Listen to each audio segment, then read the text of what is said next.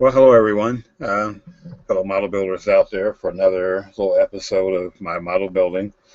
Got some bugs worked out in the video quality here. I apologize for the bad sound quality. It seems as though on my laptop, for some reason, my built-in microphone does not work very well. So what I had to do was go in the internals and disable the sound audio for my laptop itself, and strictly use the webcam's microphone.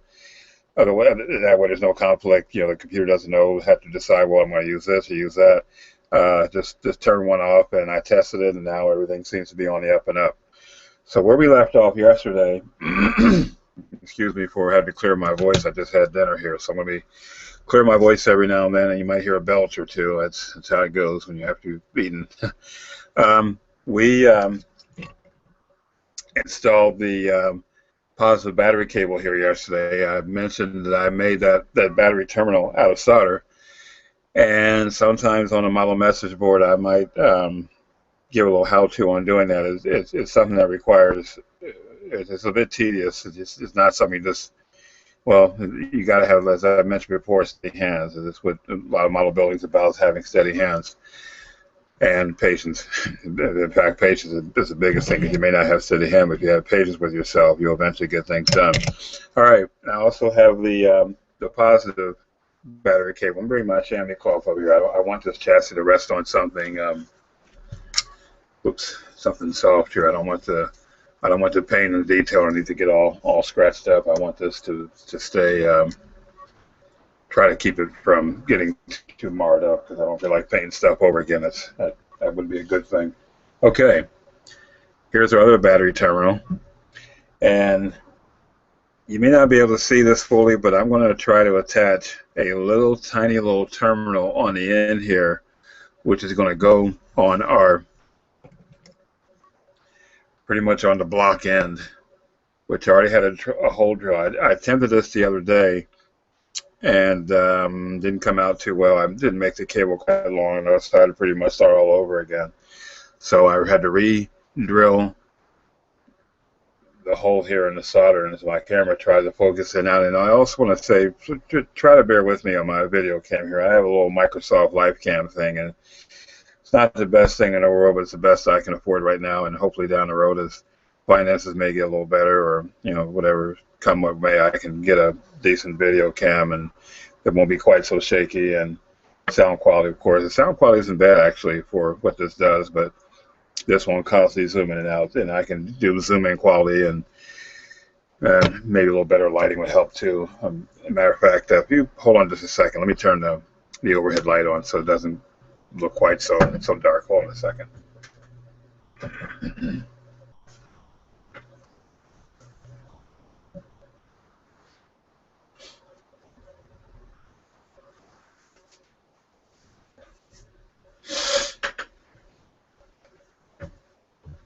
Okay, it's a little better, at least on my end. I still some darkness in the background. So now I'm going to try to attach this, and I'm going to need my magnifiers on. I don't see too well without them, so that's these here, and these come in very handy for us guys over 50. Your eyes aren't as good as they used to be. You can pick these up on eBay for as little as $7. Now they come in different magnification. I believe these are a 10x with both lenses together. Very, very good. As a matter of fact, I have two pairs of these, and one pair is actually a little stronger than the other, so I want the stronger pair if I can find them here. Oops, no, that's not it. What did I do with them? Where'd they go? Yeah, these are a little stronger for what I need to do. A little bit stronger for what I want to see right now. Okay. So these pop on your glasses like so. They clip on your glasses. And I'm going to move just one of the eyepieces down for the time being. All right. Okay, that way I can see, and you can I kind of tilt my head up so I can see in real time instead of looking at things close up, and then I'm pretty much using one eye, and I see better out of one eye than the other. So I'm going to do a little bit of test fitting here. I want to see. Let me move the camera here so folks can see a little better what's going on here. And sometimes I may not have the model right on the camera. That's because I'm kind of zoned in on trying to get something built, so I'll try to move the camera like so. That way you can all kind of see how I'm doing things here. Now, I use very basic, simple tools. You'll see nothing real fancy, handy-dandy fancy here. It's just, like I said, there's a lot of, some things get scratch built. It's just, as they say, patience is a virtue, and when it comes to model building, that's certainly the case. Okay, I need to trim this up a little bit, so I'm going to overcompensate. And on a real car, there's always a little bit of sag in your terminal lines. So let's see if I can make that droop slightly. And let's test fit that again.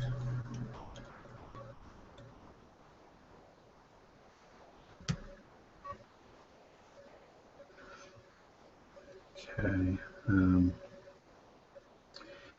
When you're working with terminals like this, you have to be careful that you don't break them because the solder is soft. It's basically a pourable metal if you want to look at solder in most basic form. So let's I think right about there is where I want where I can do a cut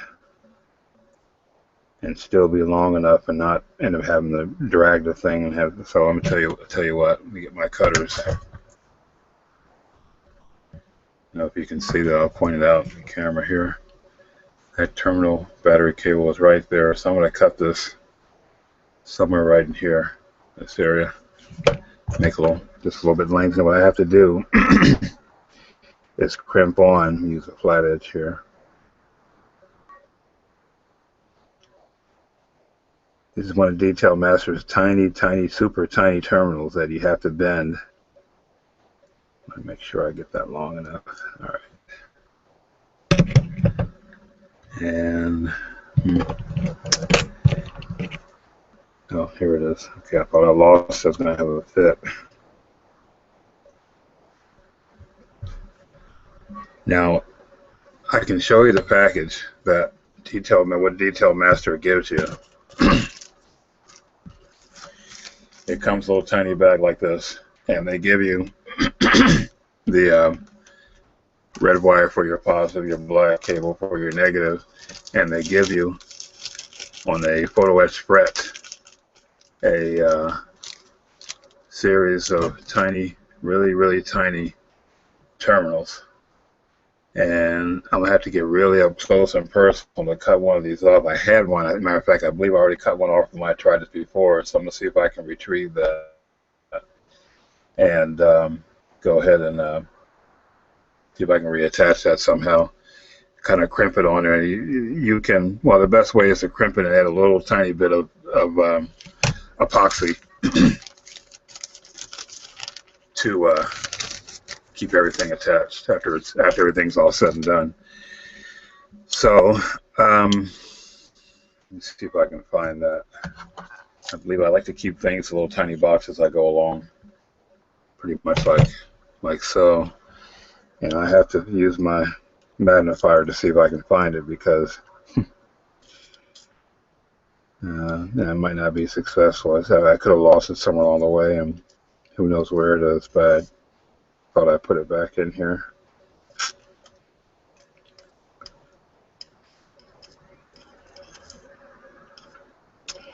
And I'm not going to spend too much time trying to find it. If I can't find it, I'll just simply cut another piece off the fret there and keep going here.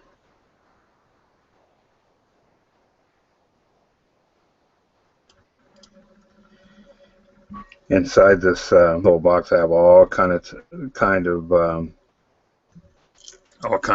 little nuts and bolts and things that I like to keep handy. Okay. Once again, a steady hand is paramount if you want to be able to attach these little buggers, because they tend to, Murphy's Law, they just tend to fly off at the most inopportune time. What's that Murphy's Law? If anything can go wrong, it certainly will. And when it comes to model building, that's the case a lot of times. I can't find it. I'm just going to cut up another one This was, I don't want to waste time trying to find that little tiny. It may be on a table here somewhere by the time I find it.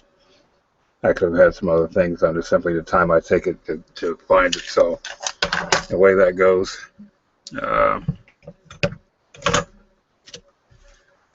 When I move. Oh, I forgot. They also give you this. There's little battery clamps and so forth, and on the fret they give you. Okay.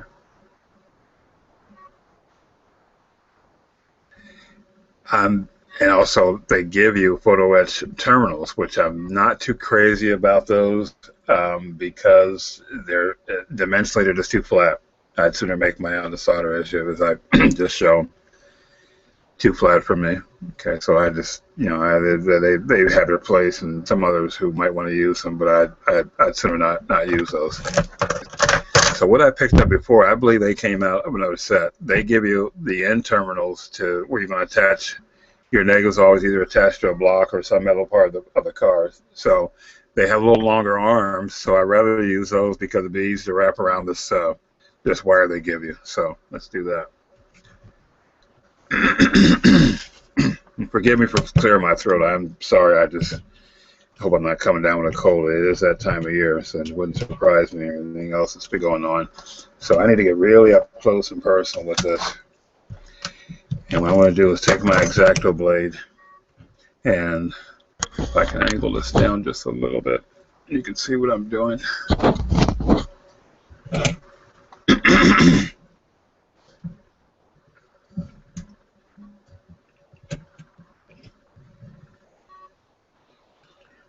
Take my X-Acto blade, and I am just scoring a line right where the part needs to be cut. And once I get so deep, I will go back and forth, and just work it loose. And of course, you don't want to get too overzealous because you'll pop one of these parts off and it's gone forever. It's in the carpet. And trying good luck trying to find any carpet or even on the floor for that matter. If you've got pets, they've stepped on it, they're dragging along, and it's never to be seen again. So just work carefully. That's all I can tell you when you're dealing with photo etch, especially scripts. Scripts are irreplaceable. You usually get one set, and that's it. Okay, I did work that loose,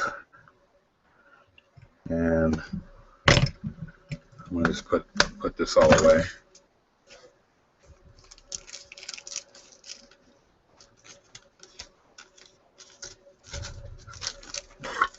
And just set it. You know what? Set it underneath my table, underneath where the laptop is for the time being. Okay. Now, somehow, some way, I need that tiny terminal to wrap around the. Let's move some light down here a little better. The very end of this wire.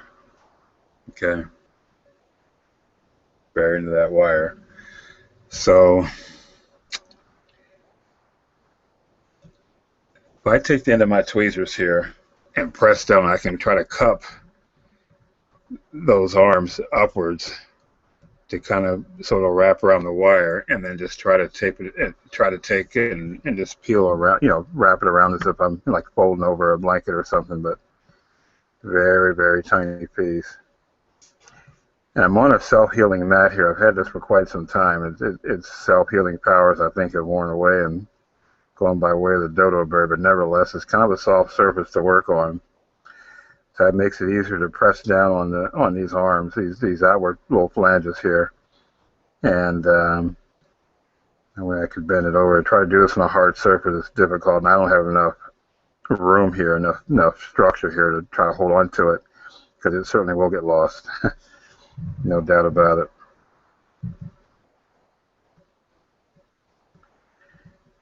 Alrighty, press down a little bit more.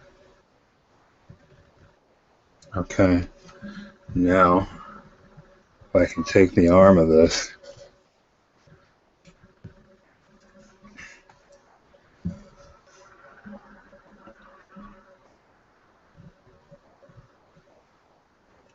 And if this is still a bit too long, I'm going to make this fit. I don't feel like doing this a third time if I don't have to. Really. Matter of fact, let me see. Oops. Oh, almost lost it. If I can somehow make it so that the terminals are facing upwards when I work with cables. And when you work with cables, it's good to have both ends facing the same way. That way you can do as little twisting as possible. So let's do this. Let's try to get this flat. Get this wire flat. And if we can get that terminal, that other end terminal on there. Basically what this is, like a tiny ring terminal or a bullet terminal. And that way when I attach this to the model, I don't have to twist anything and stuff doesn't get distorted, distorted looking from handling it so much. So, okay, in fact, let me do it this way. Let me go a long way because I'm going to try to come behind this and pinch it. I know you're having a tough time seeing this, but trust me, I'm working on one of these little photo etch pieces you'll run into beside the script. It's very tedious. All right, now I'm going to take my tweezers and pinch this if I can.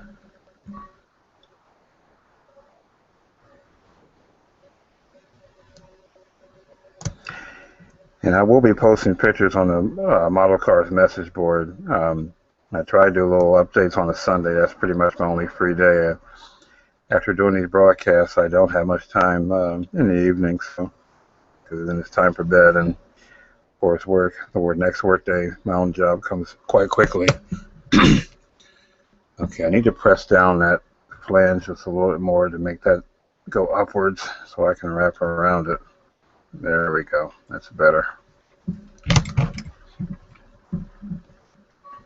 And it may even be easier to strip this, but I'm trying to wrap around the insulation itself. I think it'll grab a little better if I can kind of get it to dig into the insulation of this cable, this wire they give you,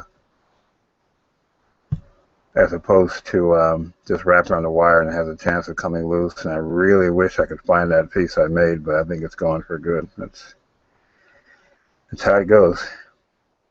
That's how it goes. I want to give a shout out to the people at YouTube. This is a pretty neat little service they provide. Those who are into model building, and for those of you watching, if you want to spread the word, more the merrier. I've been asked to write a book. Well, that might be in the future as time allows. I'm very busy throughout the day. Like I said, you probably couldn't hear in the previous little broadcast, but I'm up at 2 o'clock in the morning. By the time I get up and fix something to eat and get myself together and clean up after the cats and feed them and so forth, it's 4:30, 4 o'clock, and it's time that I like to be at work in the door there by 4:30, 4:45. And I don't have to put out there again until about 3. We're very busy right now where I'm working. We're doing overtime, so after work, some days I go to the gym, work out for a bit, and that time it's time to come home, fix dinner, and then get some building done. And now with this being on the air here, it's a good way to kind of share what I do and also get something done at the same time. So, oh man, here we go. I'm losing this piece here. This is more difficult than I thought. So you know what I'm going to do? I'm going to strip this edge like I did the last one. I don't have a stripper. I got to use my knife, use my X-Acto blade to try to this light up a little bit. It's a little bit toasty. This light I got, this lamp I have. And when my hair catches on fire, I don't have that much to begin with, so that's all I need.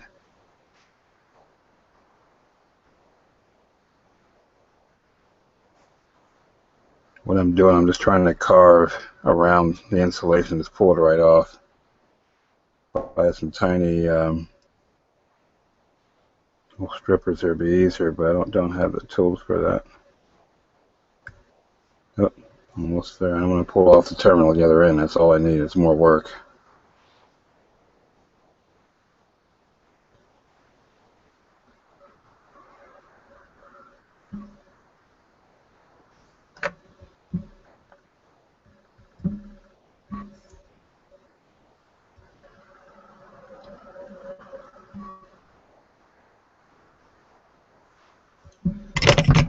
Okay, this wire's bending.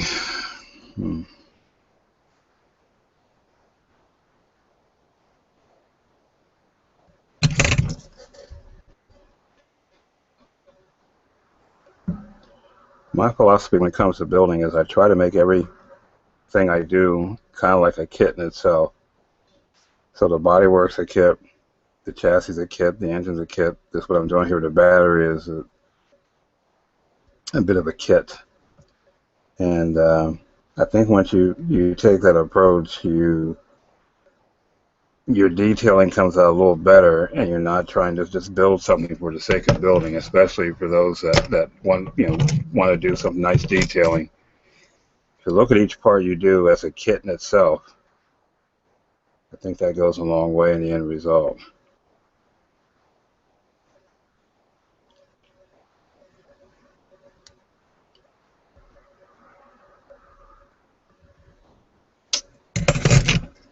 Okay, I have another blade here. I think the blade's starting to get dull. Where's my other hobby blade here? Yeah, it's starting to get dull. Time to change blades here. Yeah, it's better. It's a little sharper.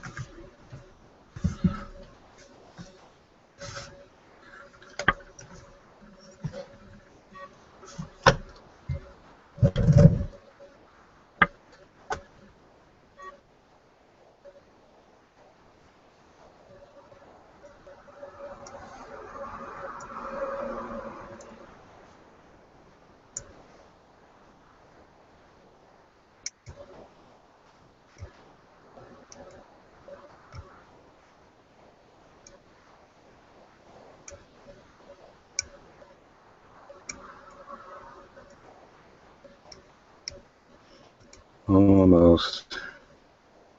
Get that insulation on. Like I said, I really need that little tiny tool that takes it right off. We use them at work, but of course I don't want to steal the work job's tools and bring them home. That wouldn't look so good. And probably they may not be suitable for this tiny bits of wire. We use much heavier gauge stuff where I work, so.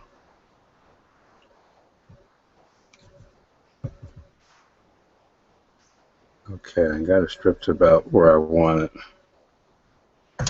All right, now if I can bend that back into shape.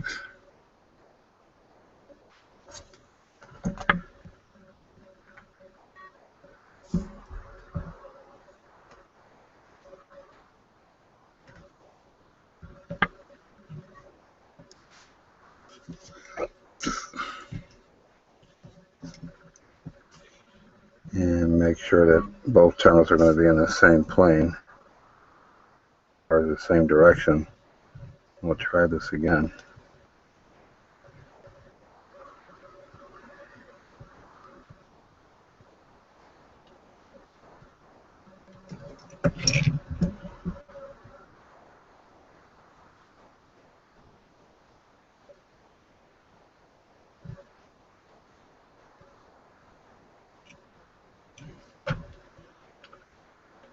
Super glue may work on this also, but I never have good success with getting super glue to attach two metals together. They just don't, I don't know, maybe because they're not porous enough or something. They just don't want to, they don't like to stay together very long, or maybe temporarily, but not in this case here. And this epoxy seems to work a little better. And even that, you have to be careful. Things can pull apart unless you're using something like JB Well, which is good stuff, by the way, but that's a little too messy for what I want to use. Okay, let's use these needle nose here.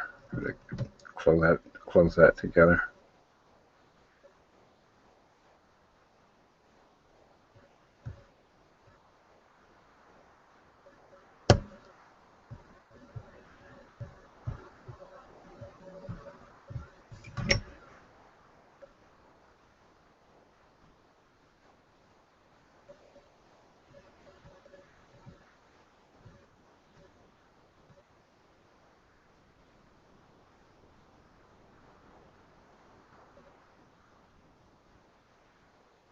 Hmm.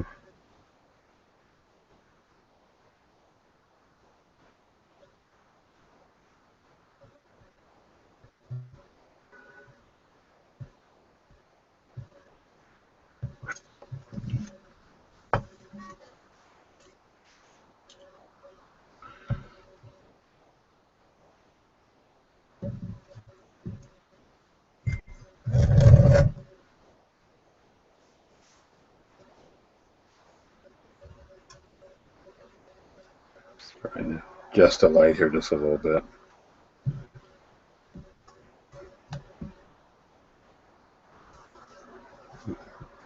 Let's move my monitor so I can see a little better myself. Okay.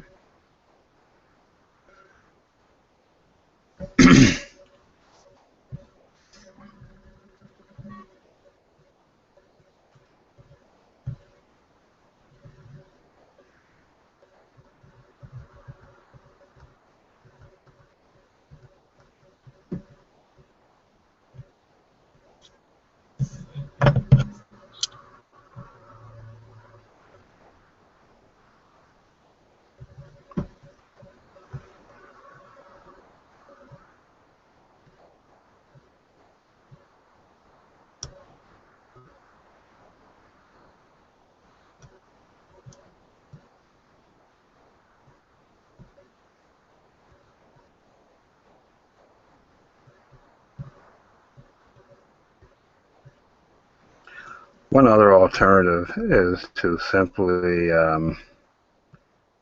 use one of my little tiny rivets to put this into place, and then just simply after it hardens, the epoxy hardens, just simply slide this in. I may just go ahead and do that because I'm not having much success to get this to wrap around, but if I get the basic shape of this terminal where the wire would just slip in, then I think that's what I'll end up doing. Here we go. I got it bent. I think that's about as far as it's going to go. Good. Okay. A little bit more.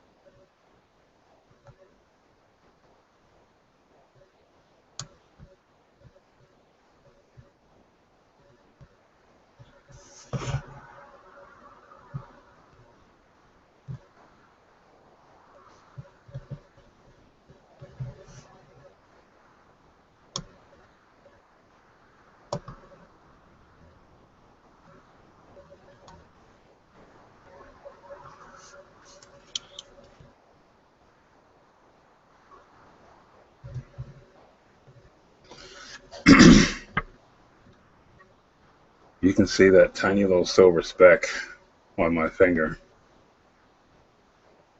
That's what I'm trying to get a little closer on the camera. Don't know if that'll focus. That's what I'm trying to attach onto the end of that cable. So if I can bend one of the ears around a little more.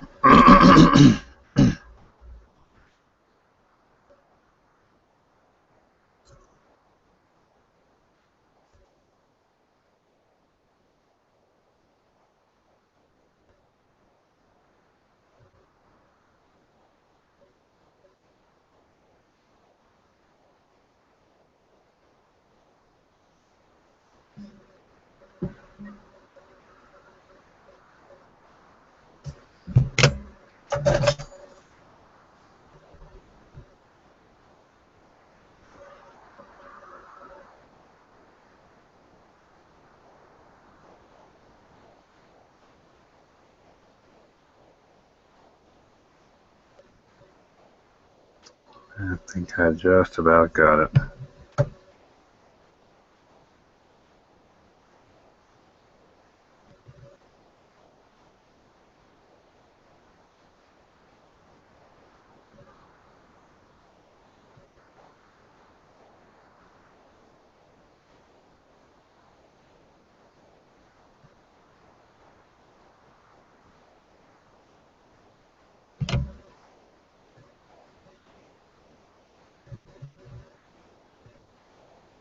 Yeah, that's as far as I'm going to be able to go with that.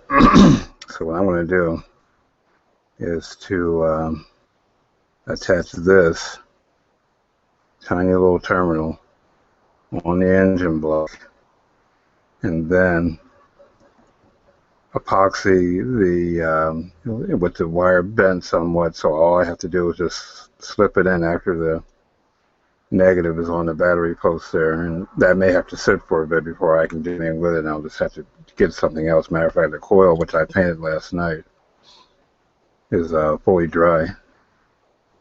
It's in a dehydrator, so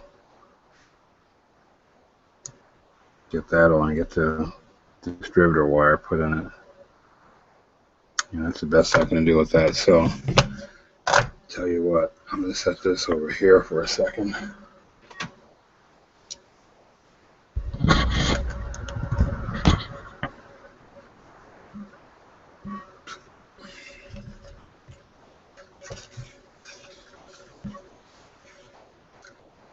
And make sure I don't lose that. It's right there. Okay.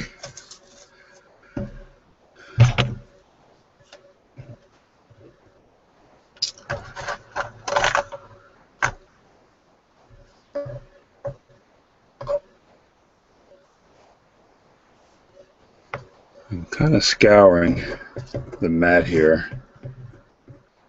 Once again, I think you guys have done this from time to time. You know you put something somewhere, so maybe just look one more time. And what do you know? What do I see? And it just popped. I don't believe this. I had that original part in my tweezer. I tried to pick it up, and it popped out of my tweezers. Unbelievable. Yep. That's the joys of model building.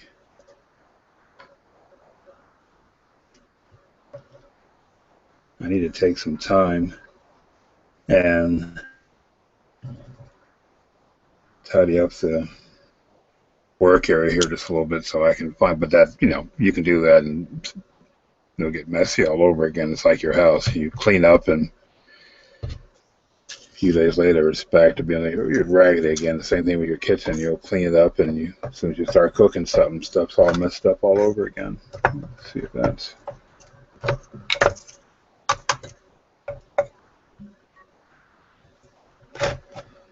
I'm quite sure I had that piece in my hand, but like I said, it popped out. It's when you're using tweezers, it just popped out of my tweezers, never to be probably never to be seen again. Oh well, that's okay. Now what'll happen when I'm not looking for it, usually the case, it'll turn up.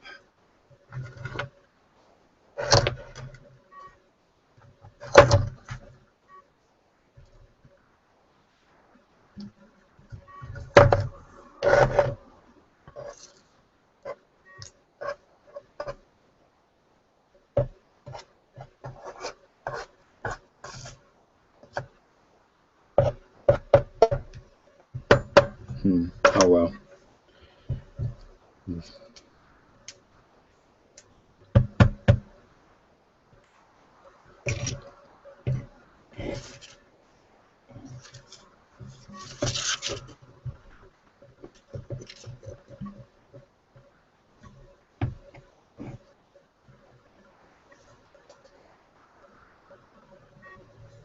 No, that's not it.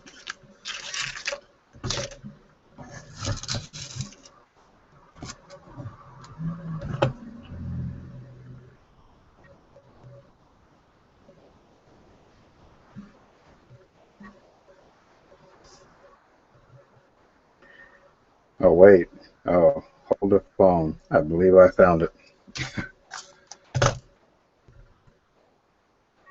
And there it is.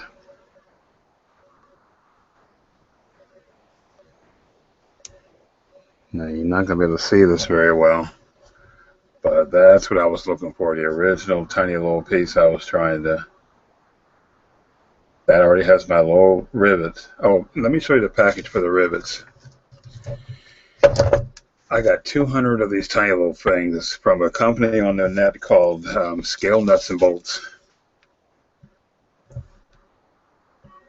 You can see that in the glare of the light is Scale Nuts and Bolts. You can Google them. I don't have the web address. ScaleNutsandBolts.com, something like that. All kinds of tiny nuts and bolts that have actual threads and a screw. Some are just flat and plain. I got a whole bunch of them. That's what I use for a lot of my detailing. Also, there's some plastic rivets out there and plastic nuts and bolts by a company called Tichy, T-I-C-H-Y, Tichy Train Group in Gettysburg, which is about 40 miles down the road from me, Gettysburg, PA. There's a really, probably I'm giving him a good plug here. There's a really good hobby shop there, a train shop called Tommy Gilbert's. He has practically everything in the world for any of you train guys out there. A lot of train stuff translates into model cars. So yeah, he has all kind of detail. In fact, I was just there maybe 3 weeks ago and stocked up on some of my scratch building things. So you know what? I'm gonna take that same piece and make sure I'm not gonna lose it this time. That's why I wanted to clear a little area here. I'm gonna mix up some epoxy and put that part right back in the engine block, because this, with this terminal already pre-bent, get my magnifiers down here again, should slip right into that little channel of a hole there if I epoxy it in, and we'll be all set. Set that aside, let it dry. But what I'll do is I will put this in the engine block first and then kind of slide everything in afterwards, after I know it's set and dry. I'll just do something else in the meantime, or just call it a day and be done with it. But yeah, that'll be the best thing. That way I don't have to, like I said, I wasn't looking for that and just popped up. There it was. All right. Set that there. Set that there.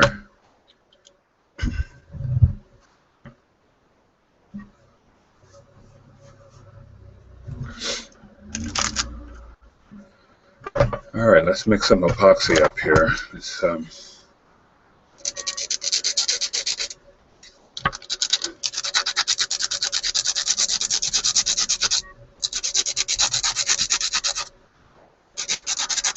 sharpen up my toothpick here.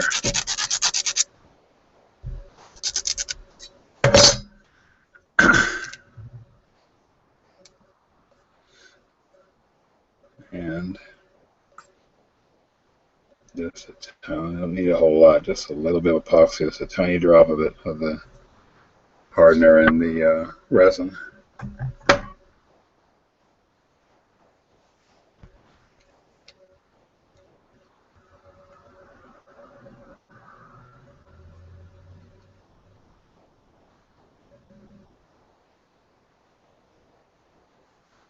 I didn't get focused a little bit. I'm looking at my monitor here, and this thing just goes out of focus too dang much for me. Like I said, down the road, hopefully get some more bucks together and get a really good video cam, one that'll stay in focus and not want to change its mind every 2 seconds. So just bear with me. Like I said, this is the best I have to offer for the time being. Like I said, my laptop's across from me, and I can see what I'm doing, although it's in reverse. Nevertheless, I can see what goes on. I notice how it wants to zoom out of focus, but that's, that's how it goes. Okay. Use a tiny bit of, like to use this little wire here. And if I can see where that hole originally was, let's put a tiny bit of epoxy.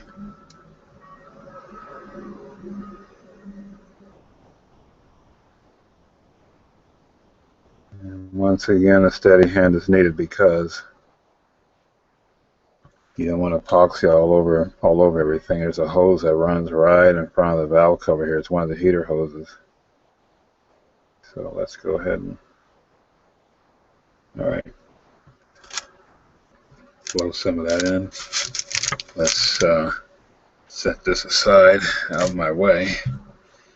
And let's go ahead and slip this in here.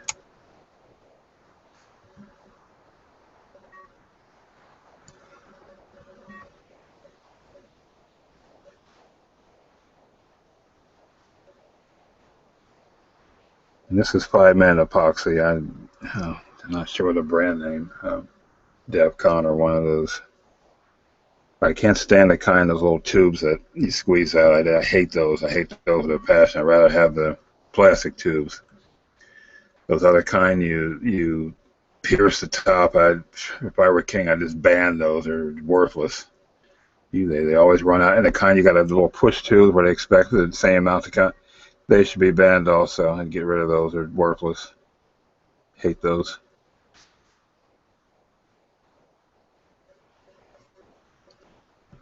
All right, I'm just trying to.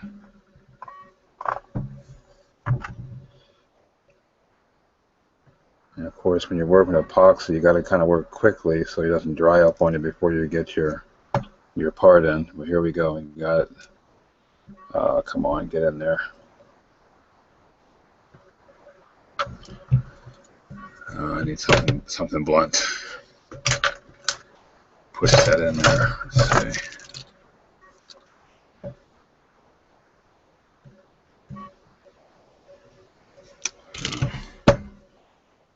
Shoot. Oh, come on. I'm quite sure I drilled that hole out because this was drilled before with this piece in here. I may have not gotten it deep enough. I don't know. I may have to let it dry and drill it out all over again. I hate doing that, but that's how it goes.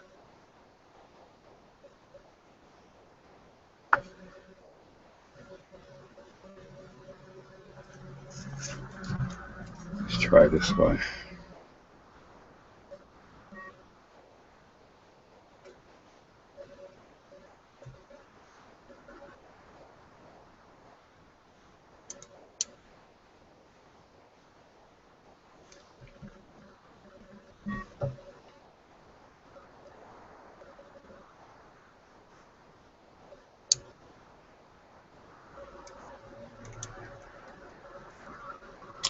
Yeah, I believe that's what happened. I thought I'd drill it out. The epoxy inside dried up, and I didn't get it out. Didn't drill the whole way. And man.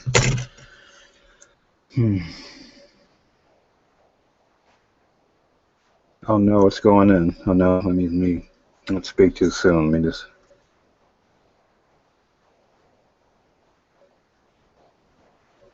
Ah, there we go. It's sliding in. Good.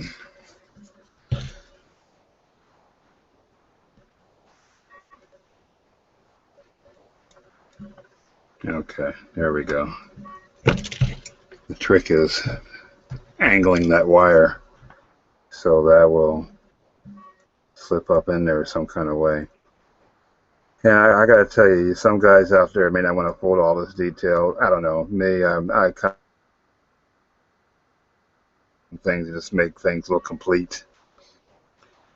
And having proper battery terminals and whatnot, and the fittings and so forth, it's, I don't know, just makes it not just a wire stuck in a hole and call it a day. And your actual one-to-one cars aren't like that. They have some kind of connection or something. If you can do that, fine. If not, that's okay. But that's why some of us are a little crazed about this hobby. We put things in that may not necessarily belong there or take too much time to do. But like I said, that's the joys of building.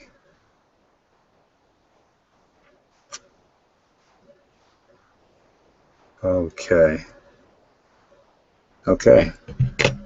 Hard to see, but if I can point it out in the camera here, get this thing in focus. That little tiny speck right in here. That's the terminal. And this tiny wire with the battery in terminal will get attached to that. And because I made that part previously, it's already curled. So the bare wire will just slip right in, and I'll put a tiny, super tiny drop of, and I may use super glue, but probably a little tiny drop of epoxy. And then as it cures, paint it. So it does, because, you know, epoxy yellows over time. That way it doesn't look quite so fakey. Some of you have seen on my channel, I have a very extremely close-up shot of my that engine. Of those are carburetors I built on the 58 Chevy I built years ago that had all the working features. Well, I can see a spot in there where the epoxy has yellow, but, you know, the model is, I built that in, wow, I built that during 2001, very early 2000, I think it was right after New Year's of 2001, and I finished it just before September 11th. I remember going to a bunch of guys, matter of fact, the club meeting was at a member's house, and this would have been the Saturday before September 11th, so September 11th was a Tuesday that year. And it's funny because I had the car pretty much all done. I think the chrome was out, still at Chrome Tech yet. So the only thing that was missing were the bumpers and the wheel covers and so forth. But everything, it was all painted and polished up, and we're all laughing and joking around. I have no idea the chaos that was going to occur just, you know, 3 days later. But that's one thing I remember about that model when I built it, because of what was going on around that time. So yeah, that was built during, so I'm going to say January of 2001. It was done just before NNL East. That was in, I believe, October that year. I finished, I think, about a week before. Drove it there and did pretty well there. And what they say, rest is history. Okay, while that's drying, while that little terminal is drying, I'm going to dig out the coil, which is over here in my dehydrator that I had drying overnight, and I'm going to go ahead and attach that. And I need to see something here.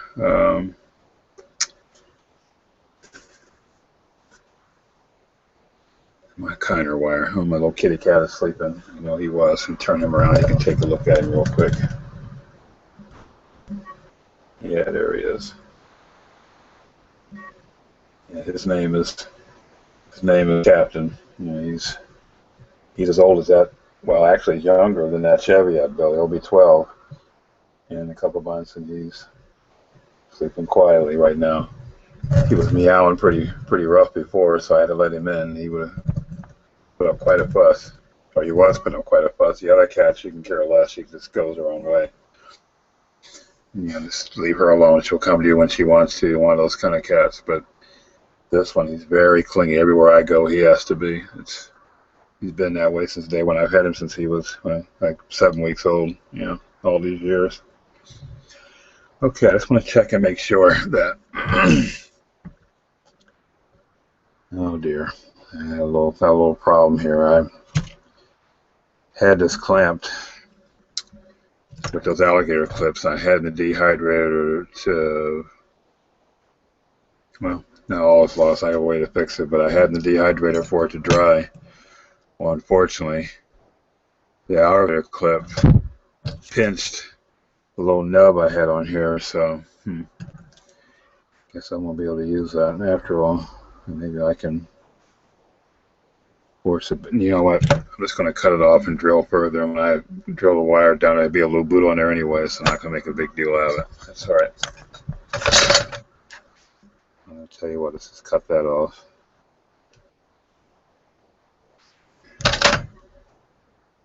And that was it's a faux pas on my part, but that's how it goes.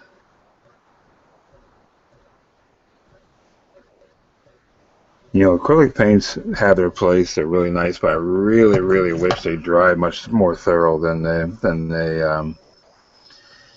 they do. If anybody has a suggestion out there how to make them besides putting a dehydrator and let them, you know, dry out, how to make them dry quicker, with any little additive or anything they can do to water-based paint. I'm all ears. I know enamel paints, they say if you add a little bit of lacquer thinner into your paint, that will help it to dry faster. But the water-based stuff, you just can't add any old thing to it because it's water-based. So I'll tell you what, we're just going to drill that.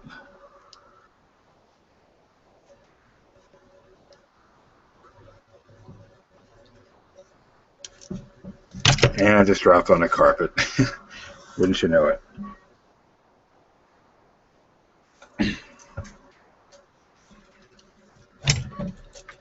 All right. I need to invent some kind of apron or something to stretch around my neck and attach to the table so when anything falls, the apron kind of catches it. And who knows? I might just piecemeal one. I get tired of bending down to the plastic gods, if you want to call them, looking for stuff that's falling on the floor and the carpet, looking for something I made tiny. And you go to work and sure enough it falls on the floor. My.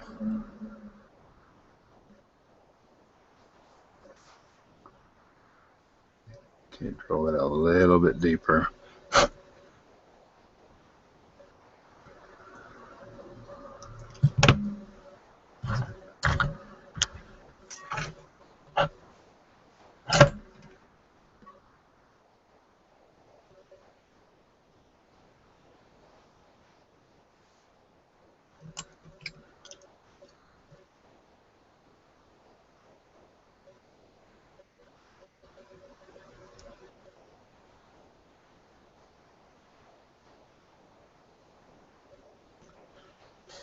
Yeah, a little bit deeper.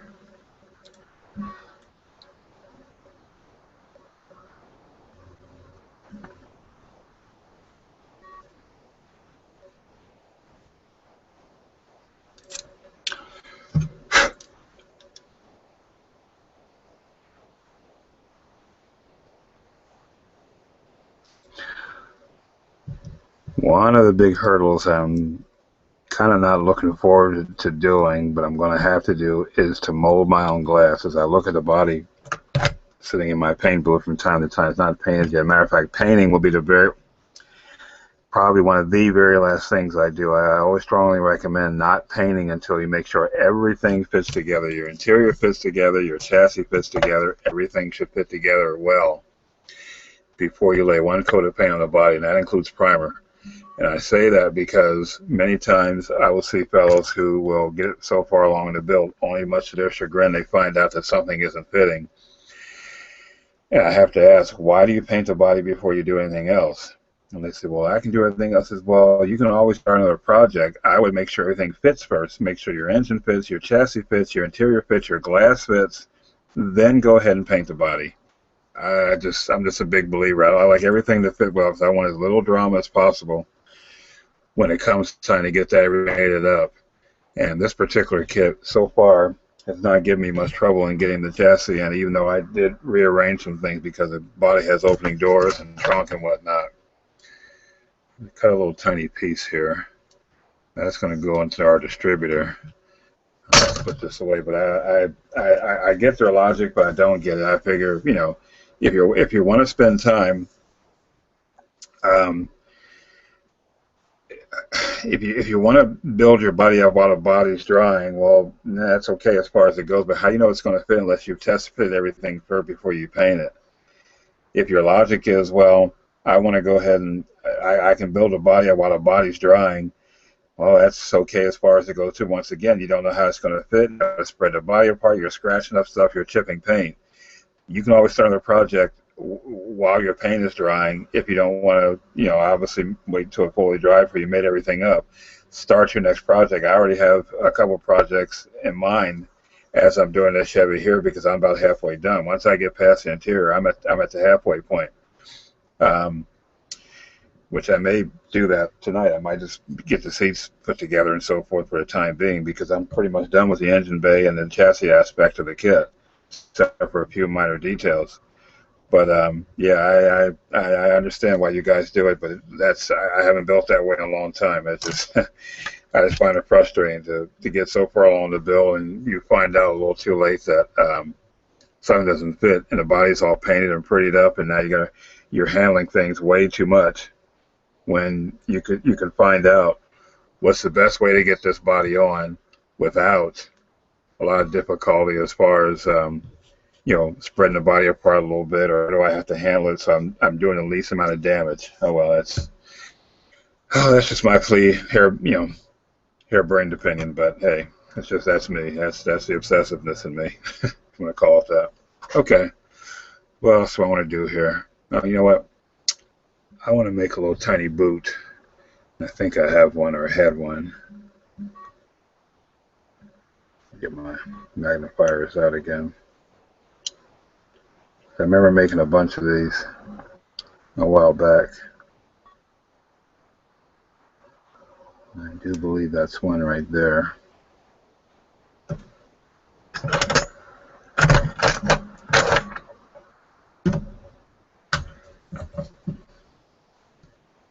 A pair of dividers here.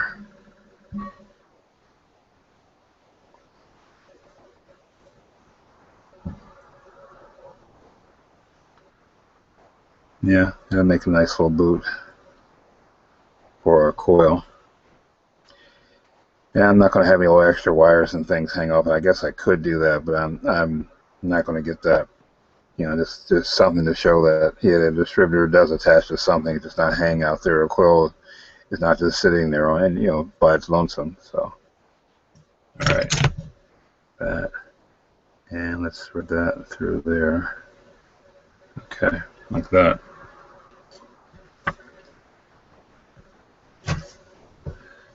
Well, spark plug boot there, or a coil boot.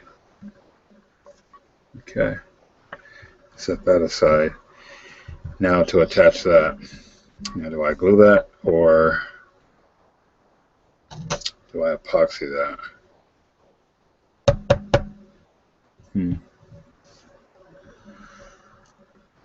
Let me see where this goes first before I do a whole lot. Matter of fact, I need to make 2 of those boots because I forgot about my distributor end.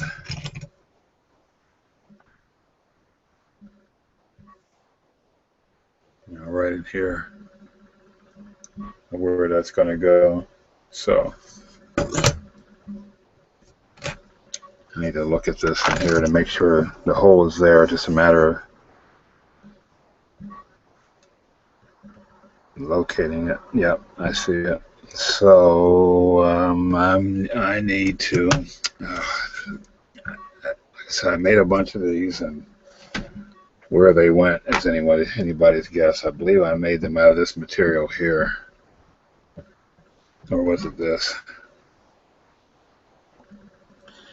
It was this here. So I'll tell you what. Let me cut another one. Get an approximate measurement.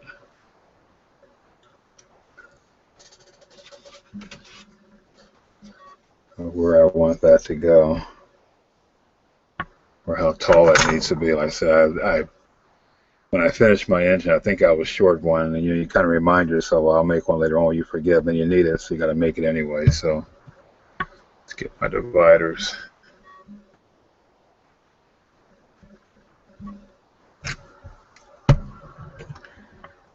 Look at the time here. I think I'm going to carry this on for another 20 minutes. I'm going to call it a day. I said to obey the clock, but it's been a long day. Okay, right about like that.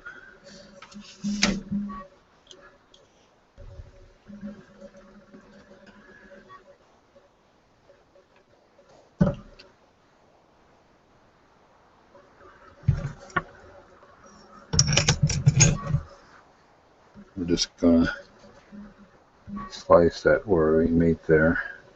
Okay.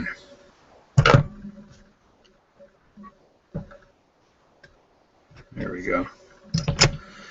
So that'll be the plug end.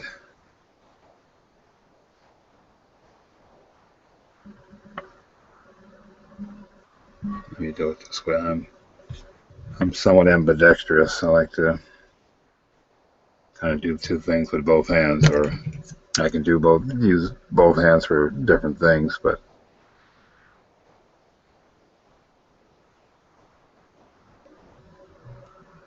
okay, let's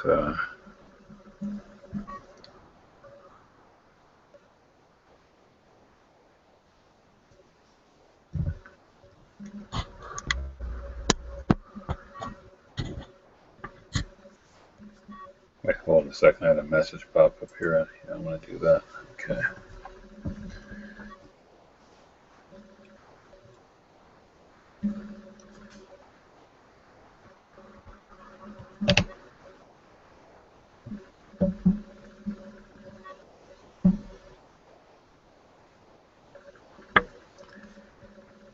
I pressed my video cam button by accident and asked me if I want to make a call. No, not now. No calls right now. Even my phone, my own phone, is in another room, so I don't have to hear it ring. If folks want to get in touch with me, you're just going to have to wait. Okay. Got that slid on.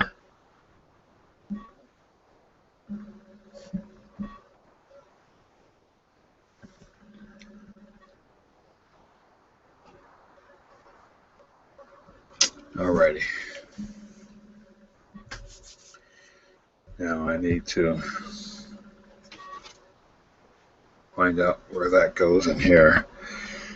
Let me get my super glue out. That's what I used the last time.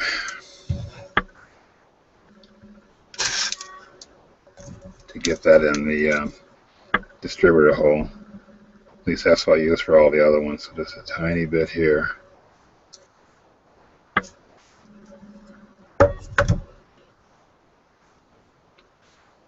And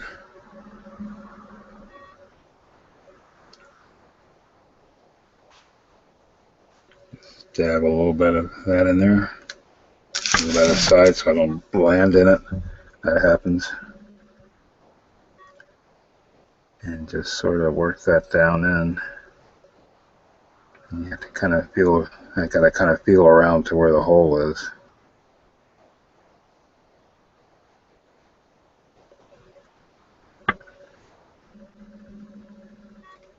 There we go.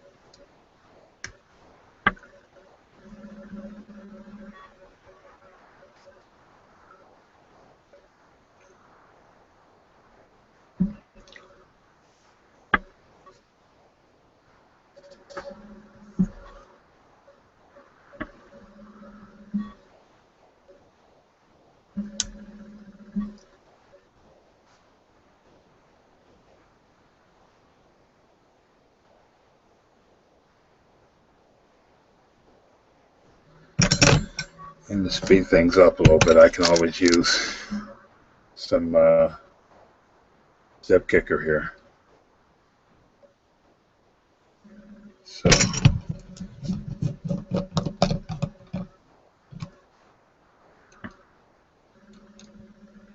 just put a little bit of that, let that drop down there, it'll harden right up.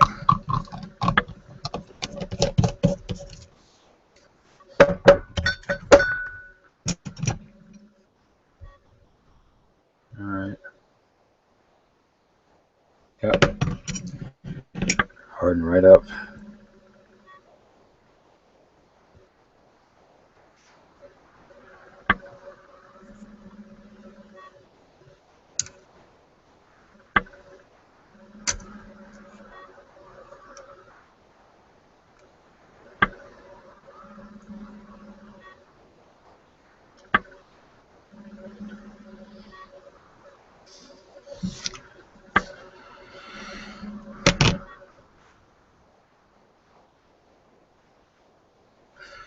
I gotta take a look at the instruction sheet.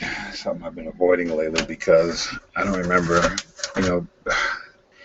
I think I had to get my phone because I can't remember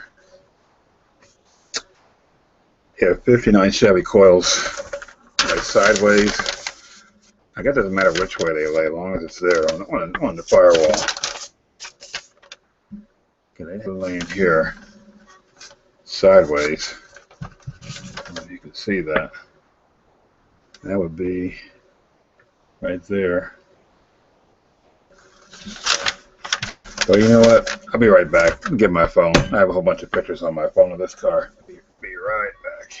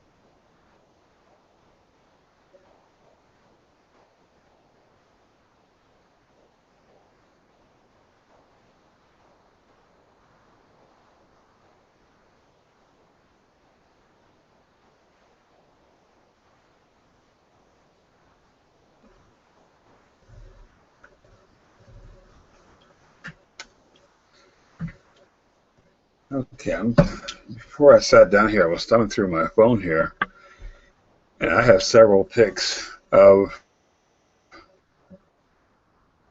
firewalls on a 59 Chevy. And I don't know what car model or Revell used, but darn if I don't see a coil. I mean, this pic here has it on the back of the engine, but I know a coil can, like I said, it can be anywhere. So I'm gonna put it.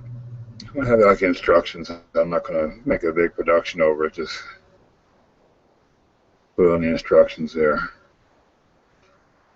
iPhones are handy. I have a whole album that's strictly 5960 Chevys, and all I gotta do is just look for a particular picture if I'm trying to find a certain detail, and try to get close to it if I can.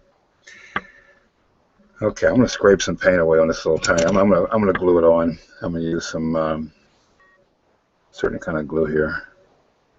If all else fails, I can always go from behind on because the interior is not done yet, and fill it in with some you know super glue or something. It's no big deal. Okay. Main thing is I got the hole drilled in because the little nub got broken off there, and that's okay. It's all right.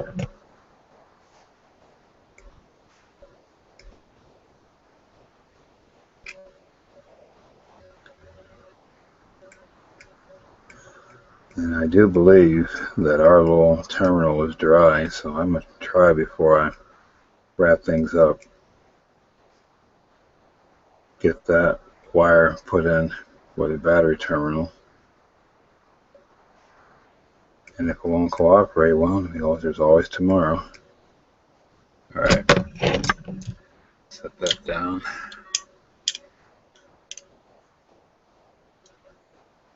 These magnifiers are being difficult, so I need to loosen these up a little bit so they close easier.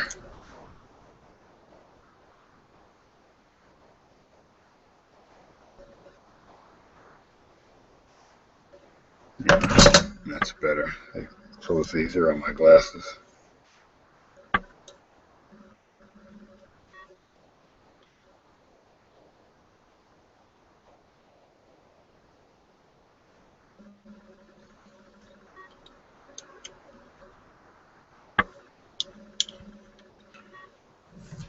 Okay.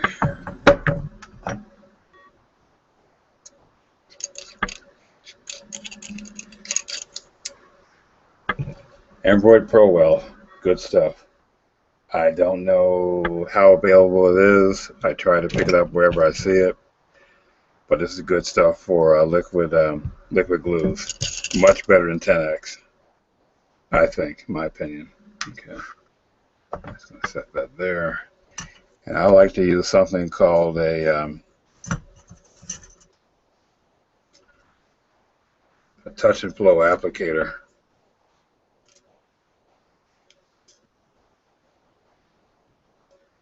Wait a minute, let's get that cleaning wire. Set that over here. Just drop inside the Android.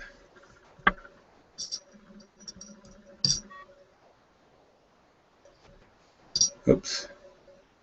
And then kind of hold on to the very tip of it. And then let it flow down. Oops. Then kind of take it and get the little air bubbles up out of it. Just drum it a little bit.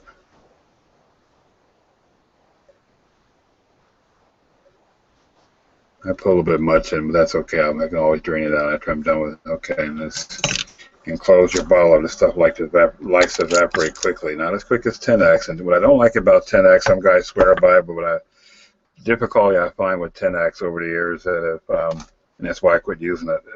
If you don't use it after a certain time, it kind of loses potency. I never had that trouble with Android. And there's also another kind that Plastrock makes called Bondine. The problem with Bondine, though, that it tends to clog up the tips of these applicators, the touch and flow applicators. So I still have some of that, but I'm just not using it. It's just not not crazy about me. It's okay. If I ever run out of 10X, I'm sure I'll have to go back to it. But 10X kind of comes and goes. Sometimes the places have it, sometimes they don't. Okay. And that distributor wire is trying to lift out again. I'm not going to worry too much about it. I'm going to probably maybe flow a little bit more super glue down there. But I think once this plug is in, I think it'll pretty much stay in place. I'm not going to worry too much about it.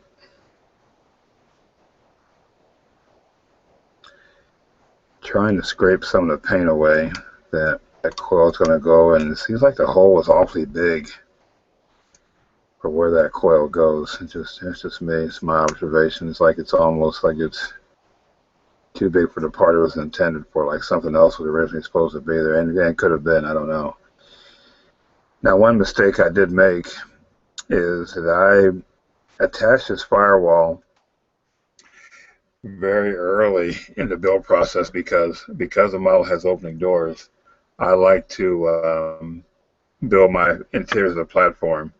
Or in other words, I like to use the flip side of the chassis as the interior floor. Well, of course, model companies give you a tub or a floor that goes on top of the chassis floor. Real cars aren't built that way. Your seats are on the flip side of your chassis floor. You don't have cars aren't built with tubs. So in order to get a location of where the firewall is, when we put that in early, but one thing I missed is that the windshield washer motor, windshield wiper motor, it goes with the wiper jokes. I can hear them now. It's supposed to be inside this little well area inside this inside the firewall. Well, I got to find a way to attach that in there because the pics I have, that's exactly where the windshield washer motor is, or windshield wiper motor is.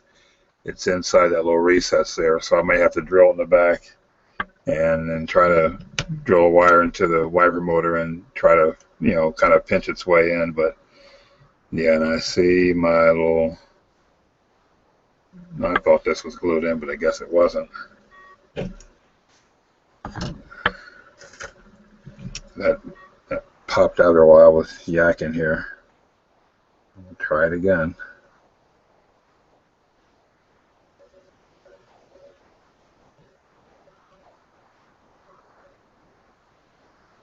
And there are some things that super glue just will not stay fastened to no matter what you do. So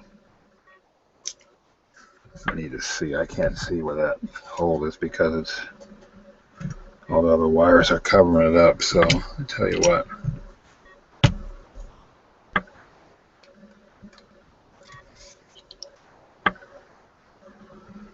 Why I didn't attach this beforehand? Who knows? Could have put the wires just sticking up in the air.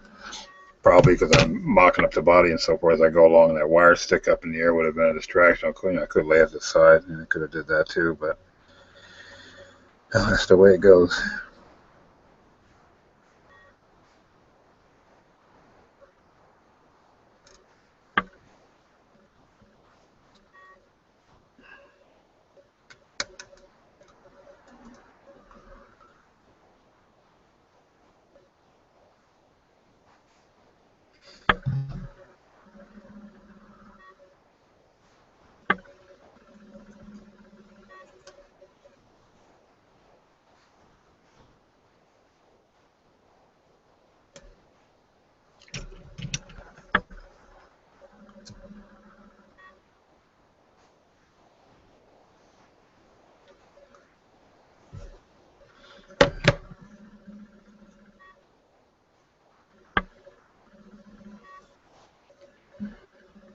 Okay, I'm going to try to glue this one more time. I said we'll have a little puddle of super glue that's still wet yet, so let's dip that one more time in the super glue.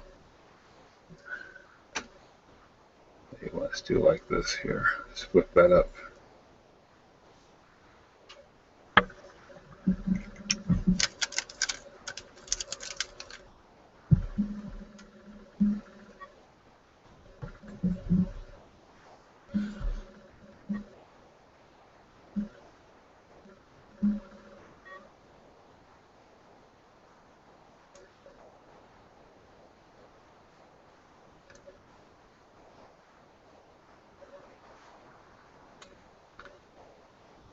There we go. Just felt it slide in, and then just slide this boot down.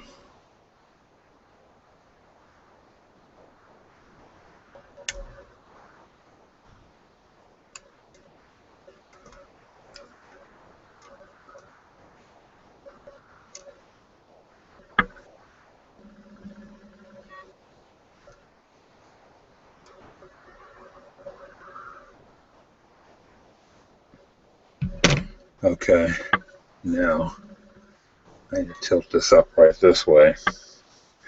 Kind of see what I'm doing here.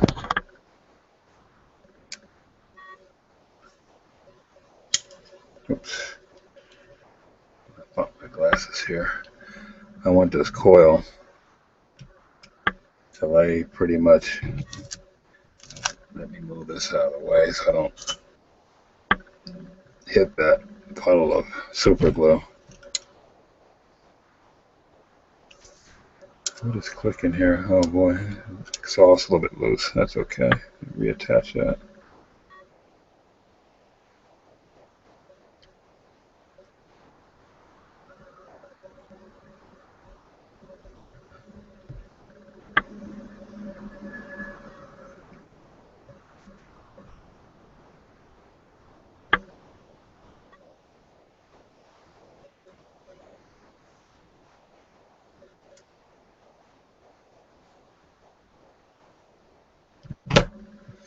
And I'm going to take my applicator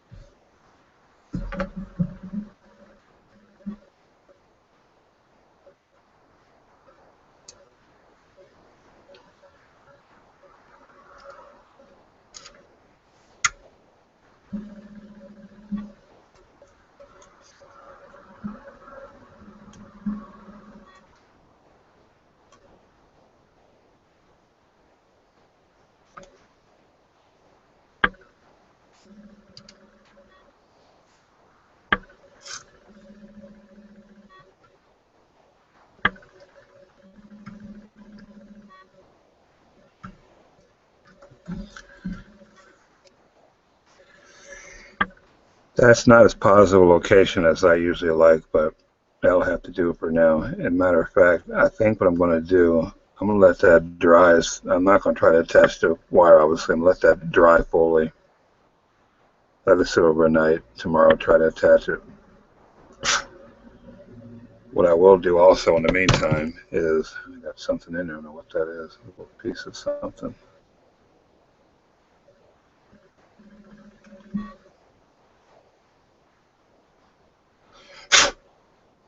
Some debris, I don't know what that was I got in there.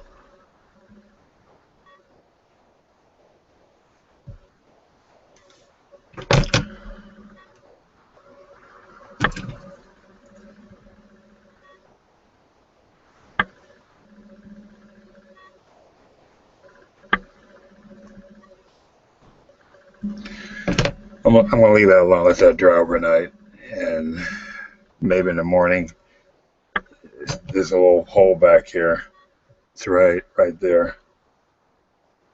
You can see that little hole area there. I'm going to probably put some super glue on that and put some zip kicker or something in there, let that harden up. What I will do, though, is I will attach our positive battery cable, negative battery cable, and once again mix some epoxy up. As a matter of fact, what I'll do now is slip that on there and then flow just a tiny bit of epoxy on top of that, and that'll have all night to harden up. And in the morning, I'll attach the other end to that little tiny terminal there, little ring terminal, and that'll be that. So let's do that a while. And this time I have enough, I'm sure, to run it by without mangling up too much. In fact, I should pre-bend this a little bit. Let me pre-bend this here.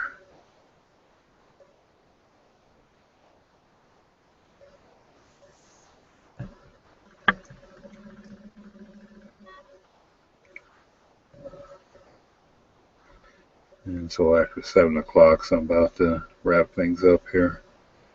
So I thought I'd go to about 8 o'clock, but eyes are bothering me, which means I'm tired. And okay.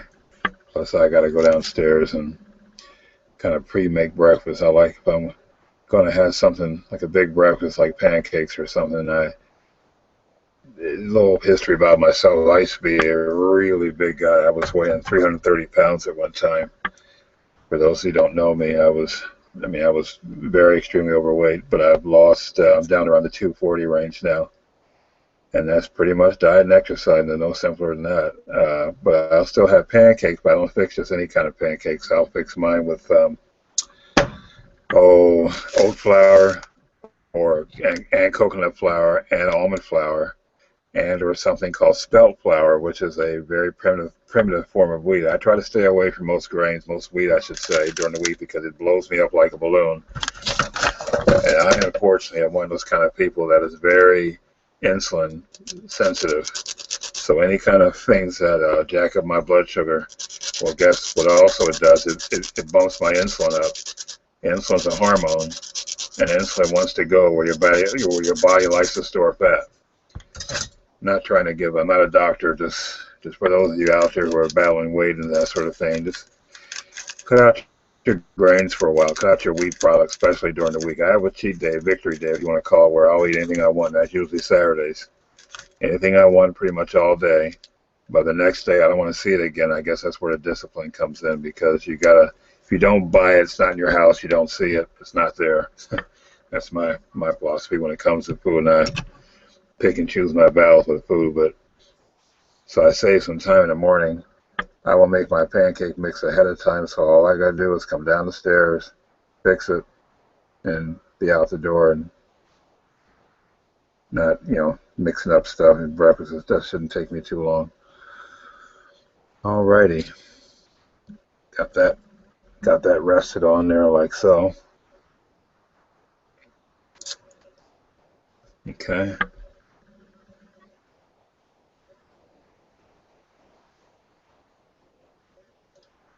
And all I gotta do is just bend that around. comes time, just kind of bend that knee, you know. Oh man, bumped it. Darn it. That's why I want to epoxy this so it pretty much stays stiff as I'm trying to bend it. I need to harden up first. All right, that's good. It's like that. I can stay there. All right, let's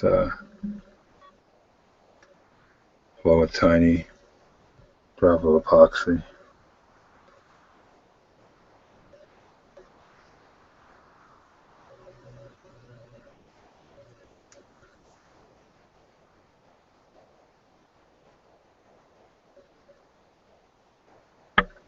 Okay, that's going to stay put. Let that alone.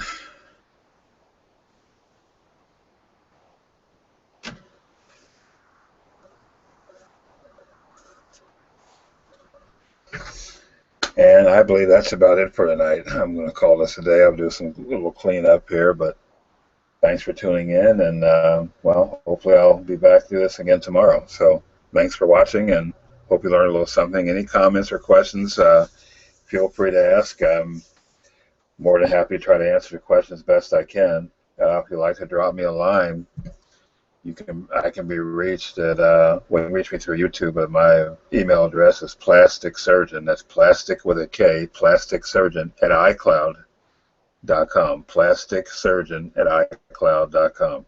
Take care and see you later. Bye bye.